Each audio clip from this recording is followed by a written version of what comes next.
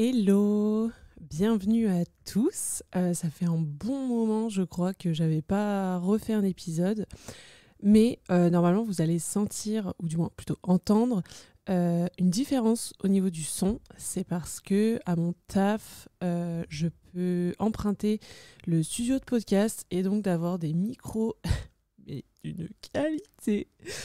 Bon, bref, je suis trop contente. Donc, fini les bruits de bus qui passent dans la rue. J'ai un studio insonorisé pour cet épisode et sûrement bien d'autres. Donc, je vous propose de commencer tout de suite. Donc, aujourd'hui, on va parler de la contradiction, du fait d'être en contradiction, souvent d'être en conflit interne, de se contredire, tout ça. Personnellement, c'est des choses qui m'arrivent tellement souvent, tellement de fois en fait, de me contredire, de me demander en fait si juste je perds en crédibilité à cause de ça. Des moments où en fait j'ai prôné certaines valeurs, mais où parfois j'ai pu agir à l'encontre de celles-là. Et moi en fait je me suis dit mais ça doit arriver à tellement de gens. Puis surtout qu'en fait j'ai écouté plusieurs podcasts, notamment celui de Enjoy Phoenix je crois, et de Simple Caféine. En fait je me suis dit mais c'est un truc de fou. Je me reconnais énormément et je me dis mais ça doit être le cas pour plein d'autres personnes. Donc en fait j'ai fait pas mal de recherches. Je crois que c'est un des épisodes où j'ai mis le plus de temps à le préparer. Donc voilà, j'espère que ce sera pas trop long, pas trop chiant. Mais voilà, en fait ces contradictions, il faut savoir que ça fait partie vraiment intégrante de notre développement personnel. Ce sont des choses qui découlent en fait de nos croyances qui vont être ancrées, parfois celles qu'on a héritées de notre famille ou bien notre culture ou de notre éducation. Mais en fait, au fur et à mesure qu'on va grandir, on va rencontrer de nouvelles personnes, on va se faire de nouveaux amis, on va se mettre en couple avec des personnes différentes. Et en fait, on va commencer à remettre en question ces croyances qu'on a de base. Donc c'est un processus qui est complètement naturel et ça fait partie du développement de n'importe quel adulte. Par exemple, on va prendre un exemple, le choix de l'alimentation. Par exemple, moi j'ai grandi en fait dans une famille où on mangeait de tout. Où on mangeait de la viande en général le midi, on n'en mangeait pas le soir. Mais je sais qu'il y a une partie de ma famille qui est vraiment carnivore à souhait, où vraiment c'est tout le temps. Et en fait, à un moment donné, moi j'ai pris conscience un petit peu des implications de l'industrie de la viande sur l'environnement et le bien-être animal. Donc c'est passé par des reportages, même des vidéos sur les réseaux sociaux, où je me suis penchée d'un peu plus près, j'ai discuté avec des gens. Et en fait, j'ai décidé, quand j'étais au début du lycée, d'arrêter de manger des animaux. Donc, c'est-à-dire que je ne mangeais plus de viande, donc je mangeais plus de jambon. Donc le midi, en fait, j'ai dit à mes parents, j'arrête de manger de la viande, je deviens j'étais pescitarienne à l'époque, donc c'est-à-dire que je mangeais encore de temps en temps du poisson, mais c'est-à-dire que c'est devenu tellement cher que finalement j'en mange même plus ou très rarement. Et en fait, ça fait depuis ce moment-là, donc ça doit faire un peu plus de, ça doit faire 5 ans je crois, qu'en fait j'ai décidé d'arrêter d'en manger.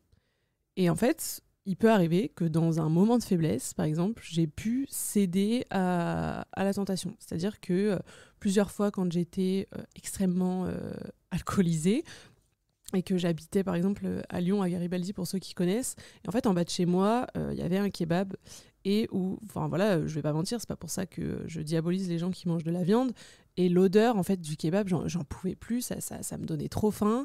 Et voilà, quand je rentrais à 3h30 du matin avec mon copain de l'époque, voilà quoi, je me faisais péter un kebab de temps en temps. Et en fait, je me culpabilisais, mais de fou, en fait, puisque ça créait vraiment une dissonance entre mes actions et mes valeurs. Et en fait, j'en étais perturbée au point où les fois où ça m'était arrivé, ou une fois j'étais avec ma sœur, je me suis dit, oh là là, mais putain, elle va le dire à mes parents et tout. Sauf qu'en soi, c'est mes choix, donc on s'en fout, quoi. Mais par exemple, je mange plus de viande, mais quelquefois, ça m'arrive de goûter un plat avec de la viande dans l'assiette de quelqu'un d'autre avec qui je vais au restaurant, parce que, culinairement parlant, ça m'intéresse. Le goût ou quoi que ce soit. Mais ça marche dans plein d'autres domaines. Par exemple, j'essaye plein de fois de cuisiner un maximum, de pas manger de sucre transformé, mais ça m'arrive de faire une commande sur Uber Eats ou d'acheter quelque chose de hyper chimique. Par exemple, je dis des fois qu'il faut communiquer dans un couple ou dans des relations, que le plus important c'est la communication. Mais des fois, j'ai pas envie, j'ai juste envie de bouder dans mon coin comme un gros bébé, quoi. Je dis qu'il faut pas acheter de fast fashion, pardon, mais des fois, je craque et je m'achète un pantalon chez Zara. J'ai l'impression en fait de me sentir super conne, de perdre en crédibilité. Je me sens vraiment en conflit interne. J'ai pas envie de me contredire par rapport au regard des autres parce que je sais qu'en fait on va pouvoir l'utiliser contre moi. Et c'est vraiment que pour ça, parce que je me dis mais si personne me voit, si j'étais vraiment seule au monde, j'en aurais rien à foutre en fait d'être en contradiction avec mes valeurs une fois de temps en temps. Et en fait, c'est ça. C'est que par exemple, je prends une situation où on prône la communication, l'écoute attentive, mais il y a des moments où on n'est pas prêt à le faire. On peut avoir des limites. Ça signifie pas nécessairement qu'en fait, on est en contradiction avec nos valeurs, mais plutôt qu'en fait, on va mettre notre bien-être mental en priorité à ce moment-là. Et en fait, on se dit, mais la question qui va se poser, c'est quoi la différence entre changer d'avis et être en contradiction ? Donc changer d'avis, c'est un peu évoluer avec le temps. C'est quand tu acquéris de nouvelles informations, tu ajustes un petit peu tes perspectives en conséquence. Et c'est tout à fait normal. Et même, je vous le souhaite à tous de changer d'avis. Et quand on dit il y a que les cons qui changent pas d'avis, c'est pas juste une phrase de merde. C'est vrai, quoi. Par contre, quand on est en contradiction, c'est quand on agit en fait en désaccord avec nos valeurs, donc des valeurs profondes, en dépit en fait de notre connaissance et de notre conviction. Donc c'est-à-dire que ce qui peut être plus difficile à gérer, puisque ça va affecter en fait notre estime de nous-mêmes et notre crédibilité justement aux yeux des autres. Mais c'est quand même important de se rappeler que les contradictions font vraiment partie inévitable de la vie, en fait, de la construction en tant que jeune adulte. Et en fait, sans ces contradictions, il n'y aurait pas de débat. Il n'y aurait pas de remise en question, il n'y aurait pas de croissance personnelle. Et si on aurait tous le même avis et qu'on ne changeait jamais d'avis, ce serait chaud, quoi. Franchement, les contradictions, ça nous pousse quand même à réfléchir, à évoluer, à avoir de nouvelles perspectives. Et ça nous montre qu'en fait, on est des humains, quoi. On a des cerveaux assez complexes et on évolue en fait tout au long de notre vie. Et concernant la santé mentale, donc vivre avec ces contradictions, ça peut vraiment être une source de stress et d'anxiété. Moi, je sais que ça l'a été énormément, surtout au sujet de la viande, où je me rappelle qu'une fois, j'étais encore au lycée, je crois que c'était dans la première année où j'ai arrêté de manger de la viande, où en fait ma mère avait fait un plat que j'adorais quand j'étais petite, où en fait je crois que c'était des boulettes de viande, mais c'était débile, c'était un truc picard en plus, mais et j'adorais ça. Et en fait l'odeur, mais ça m'a retourné le cerveau. Et on va dire qu'on était 5 à manger, je sais pas, il y avait peut-être 8 boulettes de viande dans la casserole, et genre j'en ai chopé une en mettant la table. Mais surtout qu'après, ma mère les avait comptées, puisque fallait répartir dans les assiettes comme on était 5 à manger, quoi. Du coup, elle était là, ouais, putain, c'est qui a pris ça, c'est qui l'a pris et tout, machin. Et genre, je me suis mis à pleurer et tout. Genre, je culpabilisais de fou, je me sentais pas bien. Et en fait, juste parce que je savais que, en mode, mes parents ou mon frère et ma soeur allaient pouvoir un peu s'en servir contre moi, en mode, ouais, tu dis que tu manges pas de viande, mais regarde, là, t'en as mangé.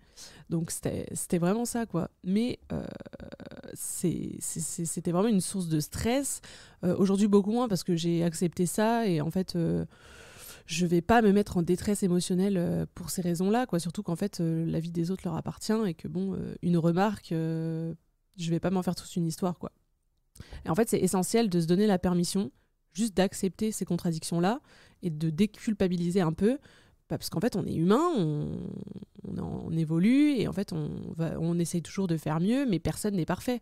On n'attend pas des autres qu'ils soient parfaits, alors pourquoi est-ce qu'il faudrait que nous, aux yeux des autres, on soit parfaits ? Donc en fait, moi je me suis demandé, mais qu'est-ce que je peux faire dans ces moments-là où je me sens en conflit interne ? Déjà, c'est important quand même de prendre du recul. De se dire, attends, si je fais 3 pas en arrière, on est d'accord, mes valeurs ne changent pas, ça ne change pas qui je suis à l'intérieur. Mon action n'a peut-être pas été en harmonie tout le long avec cette valeur-là, mais voilà, c'est un cas isolé, c'est pas gravissime, c'est pas 1 minute de ma vie qui vont changer qui je suis.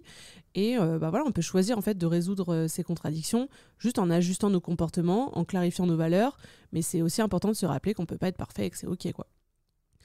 Donc bon, il faut reconnaître que vivre avec ces contradictions, c'est quand même un signe de maturité et de développement personnel qui avance. Je crois que c'est un psychologue suisse, je crois, c'est Jean Piaget, j'arrive pas à relire mes notes, mais qui a développé en fait une théorie du développement cognitif où il décrit en fait comme quoi les individus, ils passent par différentes étapes de développement intellectuel tout au long de leur vie. Et en fait, plus tu grandis, plus tu passes des stades de pensée plus simples à des niveaux de pensée beaucoup plus complexes, ce qui signifie qu'en fait, on est capable de gérer les idées contradictoires de manière beaucoup plus nuancée et de les intégrer dans notre compréhension de l'environnement.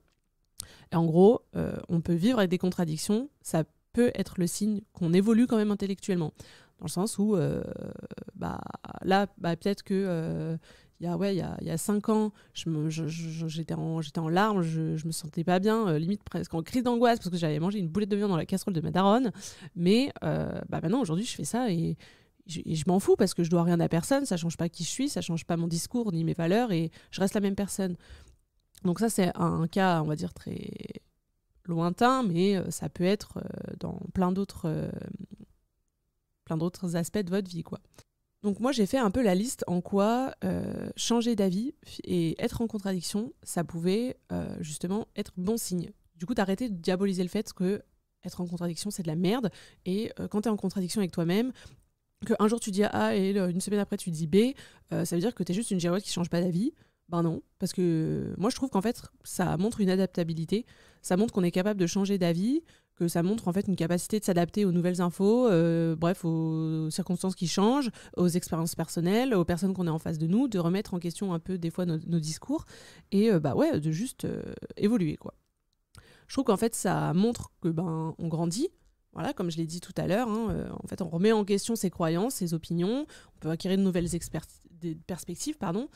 Si on prend le cas, toujours le même exemple, avant où je mangeais de la viande, ça ne me dérangeait pas, mais j'ai grandi, j'ai appris à remettre en question toutes ces valeurs qui m'avaient été inculquées ou des habitudes, et où en fait j'ai réussi à me faire mon propre avis, à me renseigner par moi-même et changer le discours de celui de ma famille et ne pas être en accord avec ça. Même si je savais ce que ça allait impliquer, que il y aurait du débat, que moi mes valeurs ne changeraient pas, mais que c'est pas pour autant que je diabolise toutes les personnes qui vont manger de la viande, par exemple. Et puis même, je trouve que ça réduit quand même vachement le stress, en fait, quand tu t'obstines dans une opinion, dans une croyance, même en présence de preuves contraires, ça peut être une source de stress. Mais par contre, quand tu es quand même ouvert au changement, je trouve que ça réduit quand même le stress en termes de position, tu vois. Enfin, je veux dire, on évolue, quoi. Et même, je trouve que ça peut renforcer des relations. En fait, d'être capable de changer d'avis, ça favorise des relations interpersonnelles beaucoup plus saines. Ça montre qu'on a une capacité à écouter les autres, à prendre en compte leur point de vue et à construire en fait des relations qui sont basées sur la compréhension mutuelle.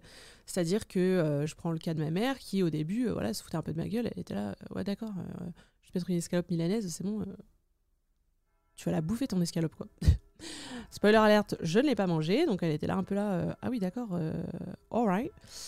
Donc après, ça c'est au fur et à mesure, c'est un peu changé. C'est-à-dire que au début, elle pensait que ça allait durer 1 mois, sauf qu'elle a vu que ça restait, que je restais positionnée sur ce que je pensais. Et donc, elle a commencé à se renseigner pour que je manque de rien en termes d'apport protéines, à cuisiner des choses plus saines, qui me vont, qui sont dans le respect animal. Et en fait, au fur et à mesure, elle a kiffé ça. Elle a découvert une autre manière de cuisiner. Et aussi, c'est quelque chose qui nous a même rapprochés. Et en fait, ça montre que on a renforcé des relations en étant justement ouvert au changement et sans rester penché sur ses opinions, quoi. Voilà, donc c'est un peu la fin de l'épisode. Faut se dire que la vie, elle est pleine de nuances, de contradictions, et c'est ça en fait qui va la rendre intéressante. Il faut pas juste juger trop sévèrement les autres, ni même nous-mêmes en fait pour nos contradictions ou celles des autres. Faut quand même être indulgent envers ceux qui sont également en quête en fait juste de vivre en paix avec leur santé mentale, avec leur vie et juste on stoppe ça quoi. Donc avant de conclure cet épisode, je tiens à vous remercier parce qu'il y a de plus en plus d'écoutes sur ce podcast. Je fais vraiment ça pour le kiff et je trouve que c'est quand même une trop belle récompense quand je regarde les statistiques. Merci pour tout et à la prochaine quoi.